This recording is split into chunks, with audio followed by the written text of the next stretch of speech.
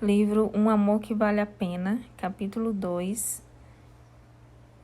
A Nau Capitânia do Amor. A título de informação, nau capitânia significa um navio como esses que os portugueses utilizavam. O amor é paciente. 1 Coríntios, capítulo 13, versículo 4. A paciência é o tapete vermelho sobre o qual a graça de Deus se aproxima de nós. Vê as pessoas se escondendo naquela casa? Somos nós. Os indivíduos se afundando atrás do buraco da escada? Somos você e eu. Estamos escondendo-nos dos cobradores. Esta é a tarde do despejo. O banco nos deu um dia para pagar-nos a hipoteca. Os administradores do cartão de crédito estão acampados num gramado da frente. Os peritos em empréstimo têm nossos números de telefone gravados na descagem rápida, mas estamos quebrados. Mascateamos o nosso último pingo de comida. O fornecimento de água foi cortado. O carro confiscado, a mobília retirada e agora o agente da Receita Federal está batendo a porta. Ele quer o pagamento dos impostos. Sei que vocês estão aí. Abram. Abrimos. Ele diz-nos quanto devemos. Lembramos a ele que não se tira leite de pedra. Ele menciona a prisão. E a essa altura, numa cama aconchegante, fora do alcance dos cobradores, não soava muito uma proposta muito má. Justamente quando ele chamar a polícia, quando ele ia chamar a polícia, seu celular toca. É de Brasília. O presidente quer uma palavra conosco. Ele quer uma explicação nossa. Não temos nenhuma explicação, nenhuma defesa. Apenas um pedido por paciência. Ele escuta em silêncio, pede para falar de novo com a gente. Enquanto o presidente fala, o agente acena a cabeça e diz: Sim, senhor. Sim, senhor. Sim, senhor. Desliga o telefone e olha primeiro para você, depois para mim. Não sei quem vocês conhecem, mas a sua dívida está paga. Diz ele. Rasga os papéis e deixa os pedaços caírem no chão. Talvez você não saiba que Deus fez isso por nós. Talvez ninguém tenha lhe falado a respeito das riquezas, da bondade de Deus, tolerância e paciência, descritos em Romanos 2, versículo 4. Talvez você estivesse cochilando no dia em que o ministro leu o Salmo 103, versículo 8.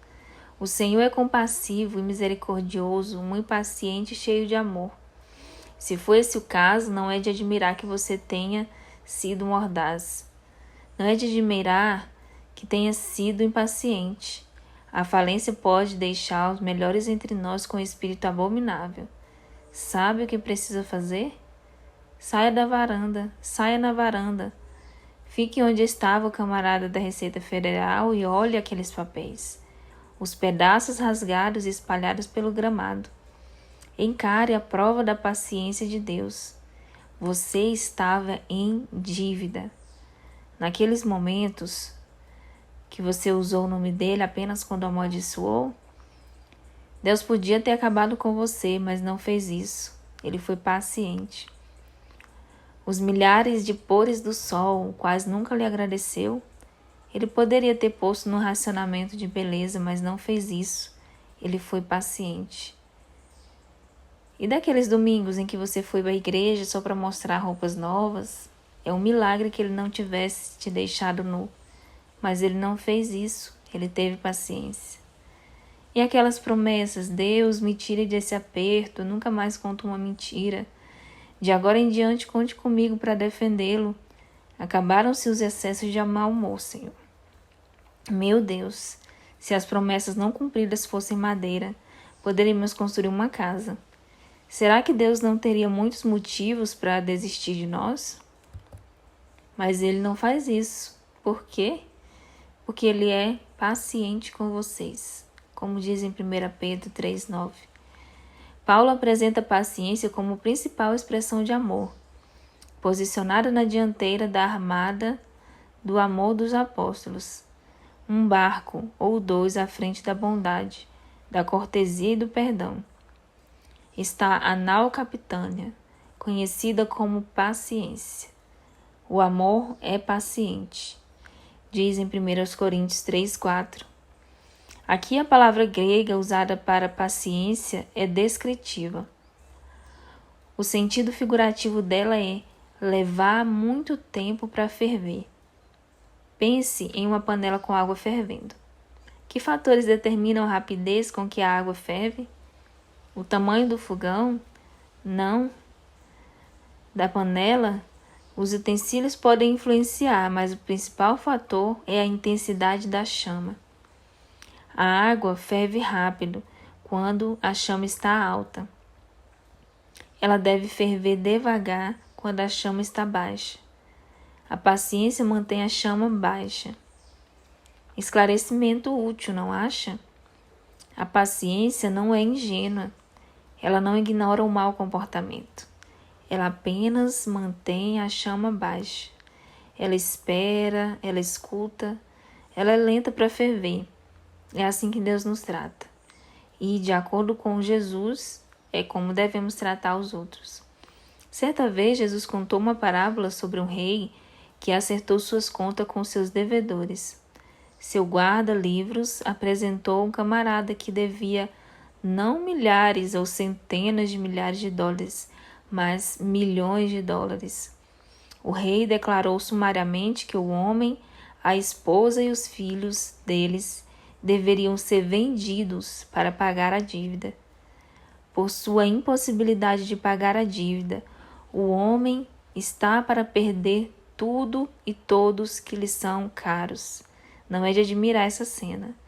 O servo prostrou-se diante dele e lhe implorou: tem paciência comigo que eu lhe pagarei tudo.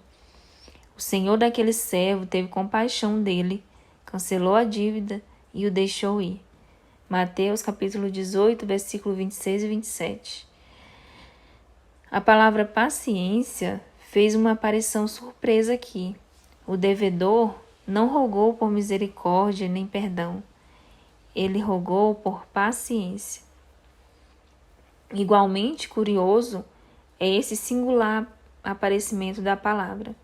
Jesus usa 2 vezes nessa história e nunca mais usa de novo.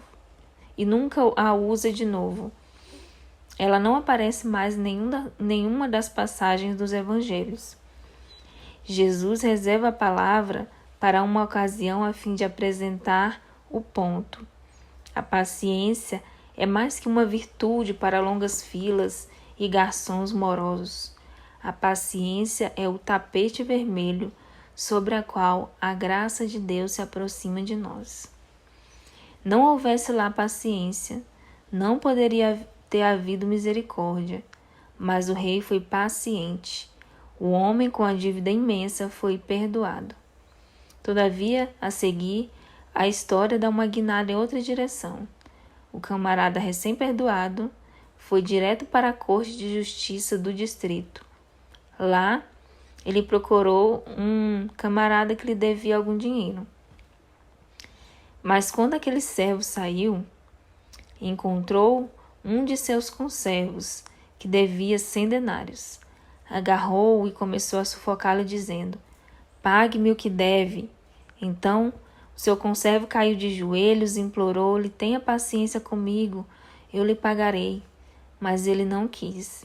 Antes, saiu e mandou lançá-lo na prisão até que pagasse a dívida. Mateus 18, 28 a 30. O rei ficou chocado. Como pode ser tão impaciente? Como o homem ousa ser tão impaciente? A tinta que foi escrita a palavra cancelada na dívida do homem ainda não secou. Você não esperaria que ele tivesse um comportamento mais estilo Madre Teresa? Você não esperaria que a pessoa que foi perdoada amaria muito? Mas não ele. e a sua falta de amor levou a cometer um erro grave. O servo não perdoou e foi chamado de novo ao castelo. Então o Senhor, também conhecido como Deus, chamou o servo e disse: servo mau, cancelei toda a sua dívida, porque me implorou. Você não deveria ter tido misericórdia com o seu conservo, como eu tive de você?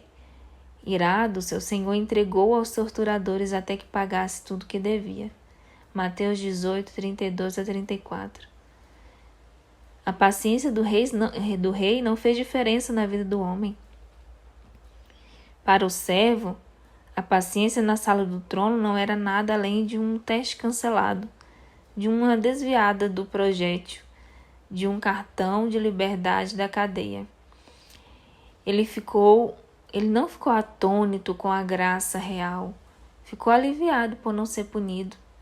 Ele recebeu muita paciência, mas não concedeu nenhuma, o que nos leva a imaginar que se ele entendeu de fato a dádiva que havia recebido. Se você acha difícil ter paciência, deve-se fazer a mesma pergunta. Quanto você está embebido pela paciência de Deus? Você ouviu falar dela, leu a respeito dela, talvez tenha grifado passagens da Bíblia relacionadas a ela, mas você a recebeu? A prova disso está em sua paciência. Paciência recebida de forma profunda resulta em paciência dada livremente. Mas paciência nunca recebida leva a muitos problemas, e a prisão não é o menor deles. Lembra para onde o rei enviou o servo que não perdoou seu conservo? Irado, seu senhor entregou aos torturadores até que pagasse tudo o que devia. Mateus 18, 34. Caramba, suspiramos. Que história essa parábola. Que bom que Deus não prende o impaciente na vida real. Não tenha tanta certeza de que ele não o faz. A absorção em si mesmo e a ingratidão constroem muros espessos e celas solitárias. A impaciência ainda prende a alma. Por isso nosso Deus é rápido em nos ajudar e evitar a impaciência. Ele faz mais que exigir a paciência de nós. Ele as oferece a nós. A paciência é um fruto do seu espírito. Ela está pendurada na árvore de Gálatas 5:22. O fruto do espírito é amor, alegria, paz, paciência, amabilidade, bondade e fidelidade. Você pediu a Deus que lhe desse algum fruto? Bem, eu pedi certa vez, mas o quê? Ficou impaciente. Peça a ele de novo.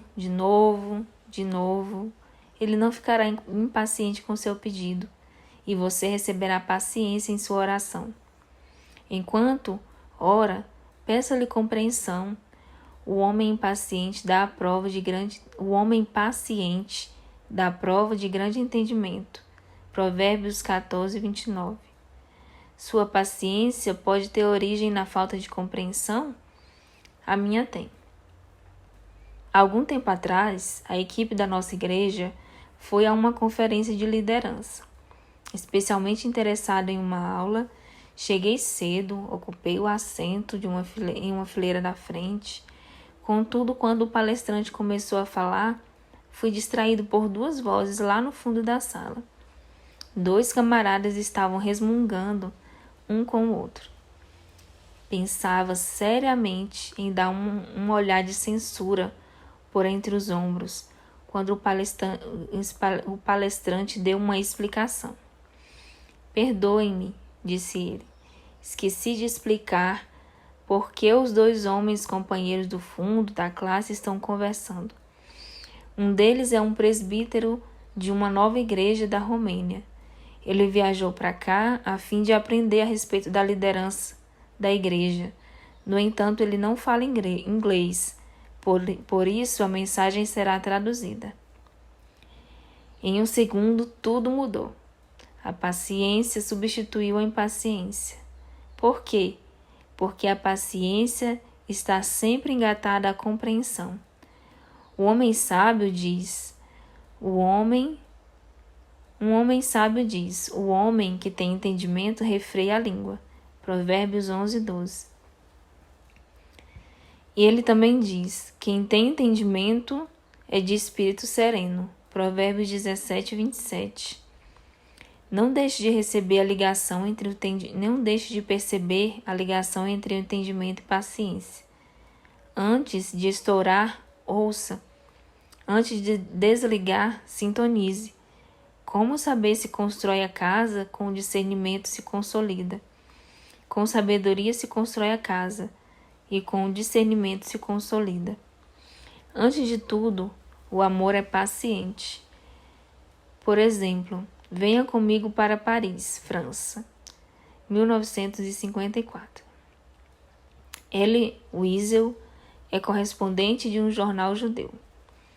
Uma década antes, ele era prisioneiro em um campo de concentração. Uma década depois, ele seria conhecido como autor do livro Noite, o relato do Holocausto, ganhador do prêmio Pulitzer.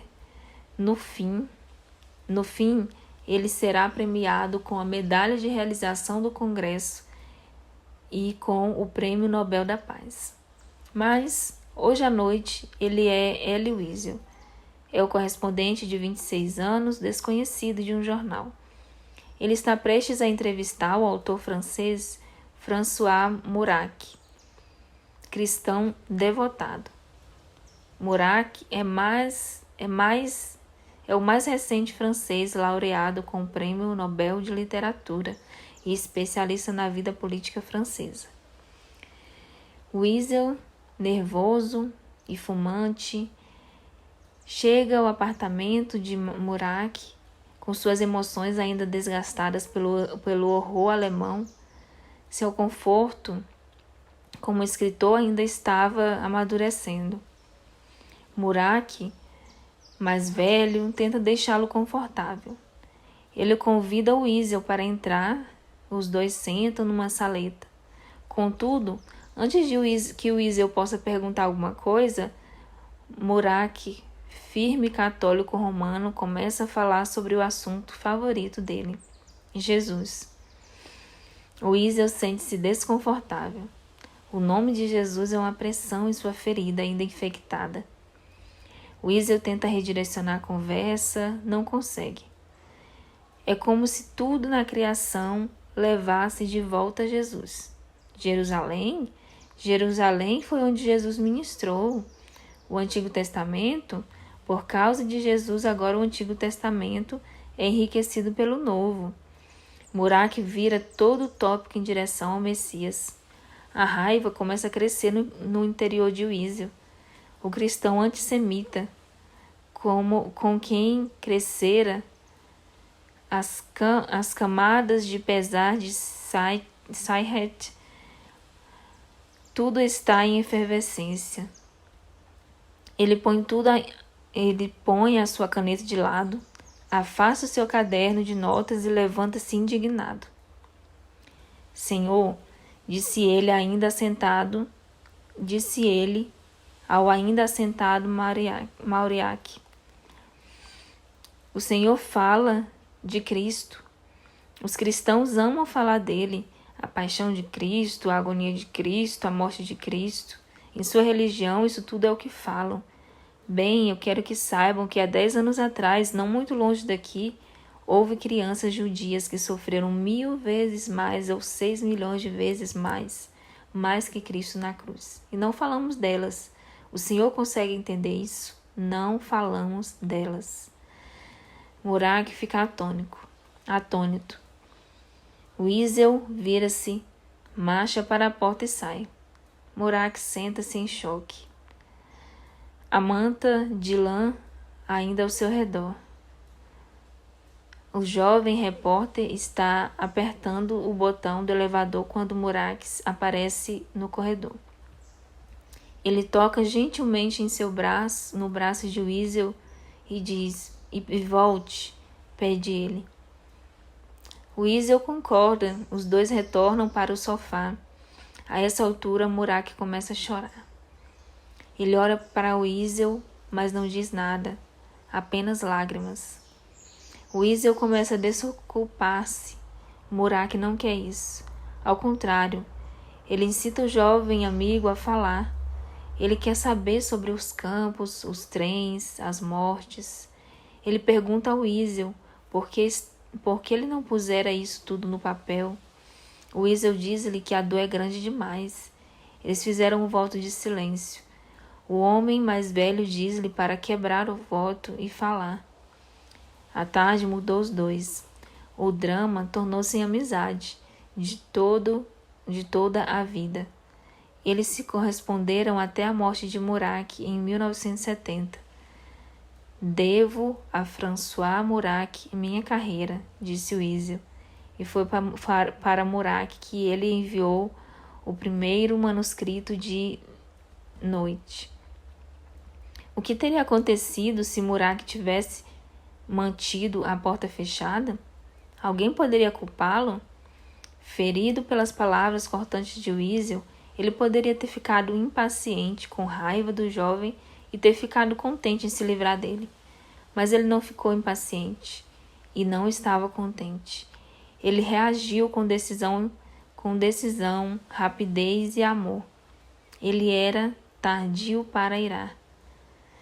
E por ele ser assim, um coração começou a sarar. Posso incentivá-lo a fazer o mesmo? Ele, Deus, é paciente com vocês. 2 Pedro 3,9. E se Deus está sendo paciente com você, você não pode transmitir algo dessa paciência para os outros? É claro que você pode, porque, antes de tudo, o amor é paciente.